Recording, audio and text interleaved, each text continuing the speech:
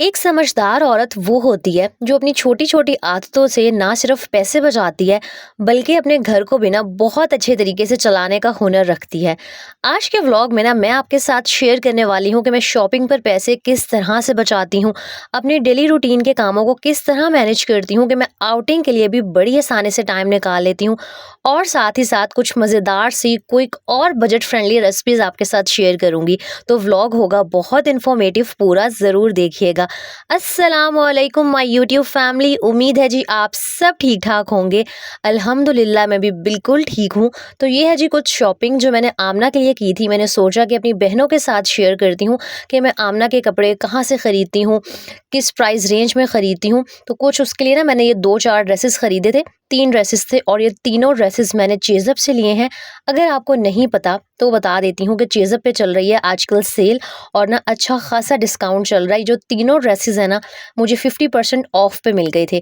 तो मैं हमेशा अपनी शॉपिंग भी ना सेल में करना जो है ना वो प्रेफर करती हूँ, और आमना के कपड़े भी मैं कोशिश कर रही होती हूँ कि जहाँ सेल लग रही हो वो क्वालिटी भी अच्छी हो, जो कपड़े हैं उनका स्टफ़ भी अच्छा हो और रीज़नेबल प्राइस में अच्छी चीज़ मिल जाए ना, तो मेरी कोशिश होती है कि मैं उसके लिए कपड़े ख़रीद लूँ। अच्छा, ये तीनों ड्रेसेस ना मुझे 3000 के मिल गए थे, तो मतलब अच्छे खासे अफोर्डेबल थे, वरना जो बच्चों के कपड़े हैं ना वो बहुत ज़्यादा महंगे आ रहे होते हैं। और मैं कोशिश करती हूँ कि जो महंगे महंगे ब्रांड्स होती हैं वहाँ से आमना के कपड़े मत खरीदूँ। हाँ, कोई इवेंट हो, कोई शादी हो, ईद हो, तब मैं ख़रीद लेती हूँ, लेकिन जो नॉर्मल उसने घर की रूटीन में कपड़े पहनने होते हैं ना, वो मैं कोशिश करती हूँ कि रीज़नेबल प्राइस में हो, क्योंकि जो बच्चे हैं ना उनके कपड़े अगले सीज़न तक छोटे हो जाते हैं, एक ही सीज़न में पहनने होते हैं। और ये ड्रेस मुझे सबसे ज़्यादा अच्छा लगा था। इसके साथ ये प्लाज़ो था और इसकी जो शर्ट थी ना वो नीचे स्लीवलेस वाइट कलर का इनर था और ऊपर ब्लैक कोट था। मुझे बहुत ही अच्छा लगा था और उसका स्टफ़ ना थोड़ा-सा रेशमी टाइप का था, तो ये फरवरी मार्च तक आराम से पहना जाएगा। और मैंने तीनों ड्रेसेस ऐसे लिए थे कि वो फरवरी मार्च तक बहुत आराम से पहन लेगी। नीचे हाई नेक भी पहना दूँगी मैं जब थोड़ा-सा मौसम ठंडा होगा। ये फुल स्लीव की शर्ट्स पहना दूँगी। तो तीनों ड्रेसेस बड़े अफोर्डेबल थे और बहुत अच्छे मुझे मिल गए थे। तो मैंने सोचा आपके साथ भी शेयर कर देती हूँ। अभी भी चेज़अप पे ना सेल चल रही है। अगर आपकी सिटी में चेज़अप है तो ज़रूर जाके विज़िट कीजिएगा। और बच्चों के जो कपड़े हैं ना बहुत अच्छे और बड़ी ना रीज़नेबल प्राइस में आए हुए हैं। तो मैं हमेशा कोशिश करती हूँ कि अपने कपड़े भी सेल में ले लूँ और आमना के भी। इस तरह ना इंसान काफ़ी सारे जो पैसे हैं उनकी बचत कर लेता है। अभी मुझे 50% ऑफ पे मिल गए थे। और जी, ये मैंने अपने लिए एक हैंडबैग ख़रीदा था। मैं बहुत टाइम से ना सोच रही थी कि हैंडबैग ख़रीदूँ, लेकिन इतनी ज़्यादा प्राइसेस थी, मेरा दिल नहीं मान रहा था यार कि मैं 3000-4000 का एक बैग ख़रीद लूँ। मैं ना कपड़े ख़रीद लेती हूँ, लेकिन जो जूते हैं, बैग्स हैं, इन पे ना मैं पैसे लगाते हुए बहुत सोच रही होती हूँ, क्योंकि मुझे लग रहा होता है ये इतनी ज़्यादा ना ज़रूरी चीज़ें नहीं हैं। लेकिन हाँ, बैग की ज़रूरत पड़ती है, बाहर अंदर जाना होता है, और मैं वैसे भी कोशिश कर रही होती हूँ इस तरह का बैग खरीदूँ जिसमें मैं आमना का ना एक सूट जो है एक्स्ट्रा बाहर जाते हुए साथ रख सकूँ। तो अच्छा, ये ना इसकी जो ओरिजिनल प्राइस है वो 2200 थी।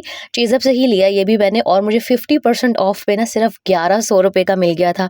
तो मैं इतनी कोई खुश थी ना, और ये आखिरी पीस था, मतलब ये लास्ट बैग पड़ा हुआ था जो 50% ऑफ पे था और बहुत अच्छा भी था।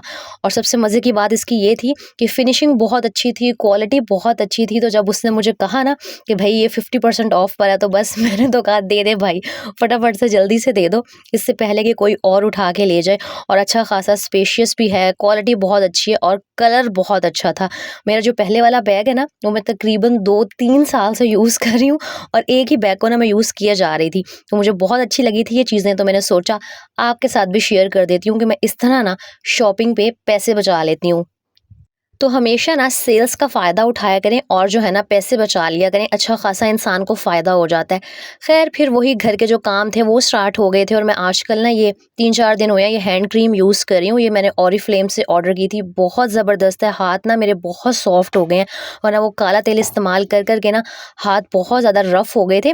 और मैंने लास्ट व्लॉग में भी बताया था कि अगर आपको ऑर्डर करना हो तो वो सैयदा महानूर है, इंस्टा पे आप उनसे कॉन्टैक्ट कर सकते हैं और जो सारे प्रोडक्ट्स हैं ना मंगवा सकते हैं। डिस्क्रिप्शन में दोबारा लिंक जो है वो लगा दूँगी।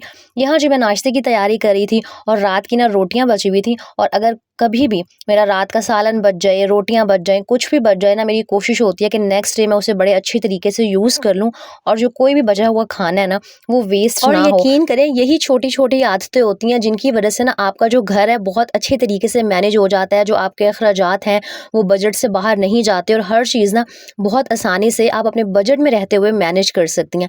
अच्छा, ख़ैर, मेरी बहुत सारी बहनें जो व्लॉगिंग स्टार्ट करना चाहती हैं, और उनका जो एक ही सवाल है ना वो मुझसे बार-बार यही होता है कि डेली डेली ना हम एक नया टॉपिक वीडियो के लिए किस तरह से सोचें। तो मैंने कहा कि आज ना आपके इस मसले का जो हल है वो भी मैं आपको बता देती हूँ कि आपने किस तरह से ना टॉपिक सोचने हैं, क्योंकि ये सबसे बड़ी टेंशन होती है यूट्यूबर्स के लिए कि भाई डेली बेसिस पर वीडियो किस टॉपिक पे बनानी है। तो साथ साथ मैं नाश्ता बनाती हूँ और आपको बताती हूँ। अच्छा, मैं आपको ना नाश्ते से ही बता देती हूँ कि अगर आप स्टार्ट करें, आपको समझ नहीं आ रहा, आपने अपनी डेली रूटीन शो करनी है ना, आप नाश्ता बना रही हैं, आप उसको रिकॉर्ड कर लें और जी नेक्स्ट डे उसी व्लॉग को आप पोस्ट कर सकती हैं कि मैं सुबह नाश्ते में क्या बनाती हूँ, या हेल्दी ब्रेकफास्ट ऑप्शन, या आप अपने बच्चों को लंच में जो भी चीज़ पैक करके देती हैं उसको रिकॉर्ड कर लें और उसके ऊपर एक व्लॉग बन सकता है कि आप बच्चों को लंच बॉक्स में क्या चीज़ें दे सकती हैं। 2 से 3 जो रेसिपीज़ हैं आप वो रिकॉर्ड कर लें, उस पे जो है आप व्लॉग बना सकती हैं। कहने का मकसद सिर्फ ये है कि आप अपनी डेली रूटीन के कामों से ही ना कंटेंट निकाल सकती हैं। बात सारी ये होती है कि थोड़ा सा ना दिमाग चलाना होता है, वरना करने को तो पूरा दिन बहुत सारे काम होते हैं और एक दिन के कामों से आप 2 से 3 जो व्लॉग के आइडियाज़ हैं ना वो ले सकती हैं। लेकिन वही बात है कि हम बस हाथ पे हाथ रख के बैठे रहते हैं, सोचते रहते हैं जी क्या बनाएं क्या बनाएं। अच्छा, मैं ना आपको अपना तरीका बताती हूँ। मैं पूरा दिन जो है ना क्लिप्स शूट करती रहती हूँ और मैं बाद में सोचती हूँ कि अब जो मैंने क्लिप्स रिकॉर्ड किए हैं ना उनके ऊपर जो कौन सा टॉपिक है वो परफेक्ट बैठेगा। और बहुत कम ऐसे होता है कि मैंने पहले से ना जो टॉपिक है वो डिसाइड किया हुआ होता है। अच्छा, आप ऐसे भी कर सकती हैं कि आपने दोपहर का खाना बनाया है, उसको आप रिकॉर्ड कर लें और आप उसको व्लॉग बना के डाल सकती हैं कि जी आज मैंने खाने में ये बनाया था और ये जी इसकी रेसिपी। अगर आपने कोई यूनिक चीज़ बनाई है या फिर आपने जो भी खाने में बनाया है, आप नेक्स्ट डे उसका व्लॉग बना सकती हैं कि बजट फ्रेंडली लंच आइडिया आपके घर में ही होते हैं, कंटेंट आपकी डेली रूटीन में ही होता है। बात सिर्फ ये है कि थोड़ा-सा आपने दिमाग को इस्तेमाल करना है और जो कंटेंट है ना, उसका कभी भी आपको मसला होगा ही नहीं है। जो आप लोग अक्सर मुझे मैसेजेस कर रहे होते हैं, आप डेली जो है वो आइडियाज़ कहाँ से लेती हैं? तो वही मैं आइडियाज़ अपनी डेली की रूटीन से ही लेती हूँ। कोई मेरे पास अलादीन का चिराग नहीं है जो डेली आता है और मुझे आइडिया बता के चला जाता है। अच्छा, ये तो हो गई बात कि आपने जो टॉपिक है ना डेली किस तरह से सोचना है, और मुझे उम्मीद है कि आपका जो मसला है ना वो थोड़ा बहुत तो सॉल्व हो गया होगा। खैर, मैंने नाश्ता बनाया, उसके बाद ना मैं दोपहर के खाने की तैयारी करने लगी थी और मैंने काफ़ी टाइम पहले ना पाए ख़रीदे थे। आधे पाए तो मैंने पिछले हफ़्ते बनाए थे और वो बस ना जल गए थे और वो इतने ज़्यादा बुरे तरीके से जले थे कि वो खाने के बिल्कुल भी काबिल नहीं रहे थे। अच्छा, यहाँ मैं आपको बता दूँ, ये वही नाइफ़ शार्पनर है जो मैंने 120 रुपीज़ का ख़रीदा था। ये बहुत यूज़फुल गैजेट है, मैंने पहले भी बताया था, अपने किचन में लाज़मी ला के रखें। अक्सर जब हम बार-बार छुरी इस्तेमाल कर रहे होते हैं ना, तो वो जो छुरी की धार है वो ख़राब हो जाती है और सब्ज़ियाँ काटने का बिल्कुल मज़ा नहीं आ रहा होता। तो इसकी हेल्प से ना आप अपनी छुरी को बड़ी आसानी से घर पे ही तेज़ कर सकते हैं। वरना अगर आप बाहर से तेज़ करवाते हैं, अक्सर गलियों में भी आते हैं ना कि जी छुरी और कैंची तेज़ करा लो, तो उसको 100-200 रुपए देने पड़ते हैं। तो एक दफ़ा आप 120 रुपए लगाएँ या हर 150-200 का आपको ये गैजेट मिल जाएगा। इसको घर ला के रखें और बड़े ना आप सस्ते में, बल्कि ज़ीरो कॉस्ट में आपकी जो छुरी है ना वो नए जैसी हो जाएगी और कोई पैसे भी नहीं लगेंगे। अच्छा, यहाँ मैं पाए बड़ी सिंपल से तरीके से बनाती हूँ, जिस तरह पहले वो यखनी बनाती है ना आप। मैंने जी कुकर में पाए ऐड किए थे, साथ मैंने एक बड़े साइज़ का जो प्याज है वो कट करके डाल दिया था, अदरक लहसुन डालना है, साथ में मैंने एक बड़ी इलायची डाली थी, 2 से 3 लौंग डाले थे और नमक ऐड कर दिया था। और आपने ना बस इसको कुकर पे सीटी लगा के रख देना है। तकरीबन 40-45 मिनट्स लगेंगे और जो आपके पाए हैं ना बहुत अच्छे तरीके से गल जाएंगे। अच्छा, सबका अपना डिफरेंट तरीका होता है, डिफरेंट मेथड्स होते हैं, हर किसी के घर में ना डिफरेंट डिफरेंट तरीके से चीज़ें बनती हैं। लेकिन मैं वो रेसिपीज़ बनाती हूँ, मैं वो तरीके ईजाद करती हूँ जो ना बड़े टाइम सेविंग हो। मुझे हो रहा होता है कि अगर कोई मुश्किल चीज़ भी है ना उसको अगर आसान तरीके से बना लिया जाए तो इंसान को बड़ी आसानी हो जाती है। बस मेन मकसद ये होता है कि चीज़ मज़े की बने और जो घर वाले हैं ना उनको पसंद आ जाए। तो कोशिश किया करें कि हमेशा रेसिपी को आसान तरीके से बनाएं, ताकि आपका जो टाइम है वो भी सेफ़ हो और जो आपकी एनर्जी है ना वो भी बच सके। अच्छा, मैंने साथ ना पाए में 5 से 7 जो है बीफ की बोटियाँ भी ऐड कर दी थी, क्योंकि जो मैं हूँ ना पाए नहीं खाती, तो मैंने कहा कि मैं शोरबा और जो बोटियाँ हैं ना वो खा लूँगी। जितनी देर में मेरे पाए गल रहे थे ना उतनी देर में जो सारे मैले बर्तन थे मैंने उनको भी वॉश कर लिया था। मतलब जो किचन था ना मेरा सारा नीट क्लीन हो गया था। उसके बाद बारी थी बाकी सारे कामों को करने की, वही जो रोज़मर्रा के डेली के काम होते हैं, सफाई हो गई, डस्टिंग हो गई, पोछा लगाना हो गया।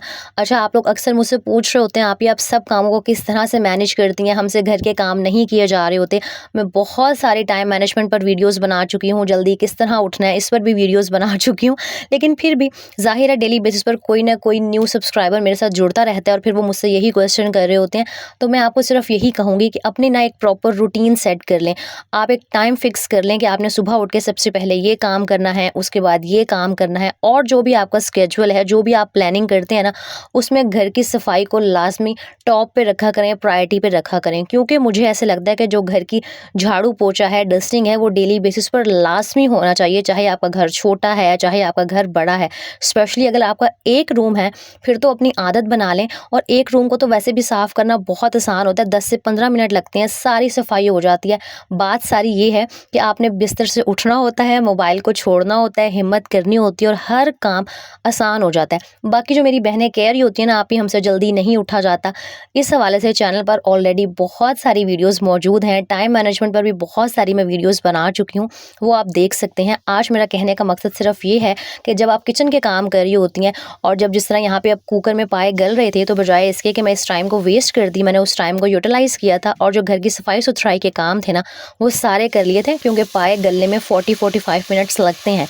तो टाइम को इस तरह से लेके चला करें कि आपके घर के काम भी निपट जाए और जो किचन का सारा काम है ना, वो भी हो जाए। इस तरह आपको रेस्ट का टाइम भी मिल जाएगा, आप फैमिली के साथ भी टाइम स्पेंड कर सकेंगी और जो मी टाइम है ना, वो भी एंजॉय कर सकेंगी। अच्छा, जब पाए आपके अच्छी तरह गल जाएँगे ना, तो आपने अलग से अदरक, लहसुन को, हरी मिर्चों को और जो प्याज़ हैं उनको ग्राइंड करके है ना, हांडी का जिस तरह हम मसाला भूनते हैं उस तरह से सिंपल मसाला भून लेना है। लेकिन हाँ, ये जो मसाला है आपने बहुत अच्छे तरीके से भूनना है। अगर आप इसकी भुनाई सही से नहीं करेंगे ना, तो वो पाए में कच्ची-कच्ची सी स्मेल आएगी। बार-बार आपने इसके अंदर थोड़ा-थोड़ा सा पानी ऐड करना है, मसाले को भून लेना है। जब अच्छे से ऑयल सेपरेट हो जाएगा ना, तो सारा वो जो यखनी थी और जो पाए थे वो आपने इसमें ऐड कर देने हैं। जितना आपने शोरबा रखना हो आप उतना शोरबा रख लें। वैसे पाए के अंदर जो शोरबा ना, वो पतला और ज़्यादा लंबा सा शोरबा अच्छा लग रहा होता है। और इसके अंदर मैंने गरम मसाला ऐड किया था और थोड़ा सा ना हाफ़ टी स्पून के करीब ज़ीरा पाउडर डाल दिया था, और ये इनकी फाइनल शक्ल थी। प्रॉपर वीडियो में शूट नहीं कर सकी थी। अच्छा ख़ैर, ये 12 रब्बी अव्वल का दिन था और शाम को ना हम बाहर चले गए थे आमना को लाइट्स दिखाने के लिए। और हाँ, आपको मैं कहना भूल गई, वैसे मैंने लाइव में सबको मुबारकबाद दे दी थी, लेकिन एक दफ़ा फिर से मेरी सारी प्यारी बहनों को ना 12 रब्बी अव्वल वैसे तो गुज़र चुका है, लेकिन फिर भी 12 रब्बी अव्वल बहुत मुबारक हो। सिर्फ़ मेरी ये दुआ है कि अल्लाह पाक हम सब को ना नबी पाक सल्लल्लाहु अलैहि वसल्लम की सुन्नत पर अमल करने वाला बनाए, हम सबको 5 वक्त का ना नमाज़ पढ़ने वाला बनाए। और जो आप ये चेक करें कि मुल्तान कितना खूबसूरत सजा हुआ था, माशाल्लाह माशाल्लाह, बहुत अच्छी सजावट हुई हुई थी। तो मैंने ना कुछ क्लिप्स रिकॉर्ड कर लिए थे कि मैं आप लोगों के साथ ना शेयर करूँगी। आप मुझे बताइएगा कि आपने जो 12 रब्बी अव्वल का दिन है वो किस तरह से गुज़ारा? आप कहीं घूमने फिरने गए, आपने लाइट्स देखी या नहीं? अच्छा, वैसे तो ना आज भी पूरा दिन मुसलसल मुल्तान में बारिश होती रही है। 12 रब्बी अव्वल की सुबह भी बारिश हुई थी, लेकिन हाँ, शाम के टाइम ना बारिश रुक गई थी। अच्छा, मुझे ऐसे लगता है कि हम औरतें पूरा दिन घर के काम कर रही होती हैं ना, तो अगर हम शाम को थोड़ी देर बाहर आउटिंग के लिए चली जाएँ, बेशक कहीं पे जाके सिर्फ़ एक वॉक ही करके आ जाए ना, तो माइंड बहुत फ्रेश हो जाता है। और मैं लाज़मी कोशिश करती हूँ कि मैं वीक में 2 से 3 दफ़ा कभी पार्क चली जाती हूँ, कभी ऐसे ही बाहर चली जाती हूँ। और जब इस तरह के मौके आते हैं ना, तब तो मैं आमना को लाज़मी बाहर लेके जाती हूँ, क्योंकि बच्चे वैसे भी ना यार खुश हो जाते हैं। और अपने बच्चों को इन दिनों की इम्पोर्टेंस भी लाज़मी बताया करें, ताकि उन्हें बचपन से ही पता हो कि हाँ, हर त्योहार की, हर दिन की ना क्या अहमियत है हमारी ज़िंदगियों में। अच्छा, रात को ना वापस आने के बाद मेरा दिल चाह रहा था थोड़ा-सा ना स्पाइसी पुलाव टाइप कुछ खाने का, तो मैंने ना एक ये झटपट वाला पुलाव बनाया था। सोचा इसकी रेसिपी आपके साथ शेयर करती हूँ, बहुत जल्दी बन जाएगा। अक्सर कभी मेहमान आ जाए ना, तब भी आप ये रेसिपी ट्राई कर सकते हैं। सिंपल, आपने ऑयल के अंदर ना प्याज अच्छे से फ्राई कर लेने हैं, और जो सारे खड़े गरम मसाले होते हैं, ज़ीरा हो गया, बड़ी इलायची हो गई, लौंग हो गया, काली मिर्च हो गई, सारे खड़े गरम मसाले थोड़े-थोड़े से ऐड करने हैं। और जो प्याज है ना, उनको अच्छे से ब्राउन कर लेना है। बिल्कुल आपने काले प्याज नहीं कर देने, वरना चावलों का कलर जो है ना बहुत ही डार्क हो जाएगा। ये इतने मज़े के चावल बनते हैं ना, और लिटरली 20 से 25 मिनट में, हद आधे घंटे में रेडी हो जाएंगे। और इसका टेस्ट भी जो है यखनी पुलाव टाइप का आता है, बल्कि उससे भी ज़्यादा मज़े का आता है। अक्सर ऐसे होते हैं ना कि अचानक से कोई आ जाता है, या आपके पास इतना टाइम नहीं होता कि आप अलग से यखनी बनाएं, तो आप ये वाले जो चावल है ना बड़ी क्विकली रेडी कर सकते हैं। और मैं 1 ग्लास चावल बना रही थी। अच्छा, जब प्याज आपके अच्छे से ब्राउन हो जाएंगे, तो उसके अंदर आपने चिकन ऐड कर देना है। साथ में जो अदरक लहसुन का पेस्ट है ना, वो भी डाल देना है। पता नहीं वो वाला जो क्लिप है ना, रिकॉर्ड क्यों नहीं हुआ था। अच्छा, यहाँ मुझे इतनी जल्दी थी क्योंकि 8 साढ़े 8 बजे का टाइम हो गया था, और ना मैंने बाहर से कुछ नहीं खाया था। वो हल्का फुल्का था, दही बल्ले गोलगप्पे खाए थे, लेकिन अब रात को मुझे भूख लग गई थी, तो मैंने चिकन जो है ना उसे डीफ्रॉस्ट भी नहीं किया था, ऐसे ही चिकन को ऐड कर दिया था। और चिकन अच्छे से फ्राई हो जाएगा, तो आपने हरी मिर्चें और जो टमाटर हैं उनको ग्राइंड करके ऐड कर देना है। और जो स्पाइसेस हैं उसमें मैंने सिर्फ नमक डाला था, थोड़ा सा जो है पिसा हुआ धनिया डाला था और 1 चम्मच के करीब ना आपने इसके अंदर बिरयानी मसाला ऐड कर देना है। यकीन करें इतने मज़े के, इतने स्पाइसी ये चावल बनेंगे ना कि अगर आप एक दफ़ा खा लेंगे तो मज़ा आ जाएगा। और यहाँ ना आपके साथ एक टिप भी शेयर करती हूँ कि अगर आपके चावल भी खिले-खिले नहीं बनते तो जो चावल है ना उनके अंदर ऑयल जो है वो सही से प्रॉपर तरीके से ऐड किया करें। अक्सर हम जो घी है या ऑयल है वो इतना कम ऐड कर देते हैं कि जो चावल हैं वो टूट जाते हैं या बिल्कुल रूखे-फीके से बनते हैं। तो जितने चावल लेते हैं ना उसी हिसाब से घी हो गया या ऑयल हो गया उसको ऐड किया करें। और ये मैंने यखनी के बगैर बनाए थे, फिर भी बहुत मज़े के बने थे और बड़ी जल्दी से बन गए थे और बड़ी बजट फ्रेंडली सी और क्विक सी ये रेसिपी है। अगर आज का व्लॉग अच्छा लगा हो तो लाइक कीजिएगा, खूबसूरत सा एक प्यारा सा कमेंट करना मत भूलिएगा। अपना बहुत सारा ख्याल रखिएगा, मुझे दुआओं में याद रखिएगा। अल्लाह हाफ़िज़।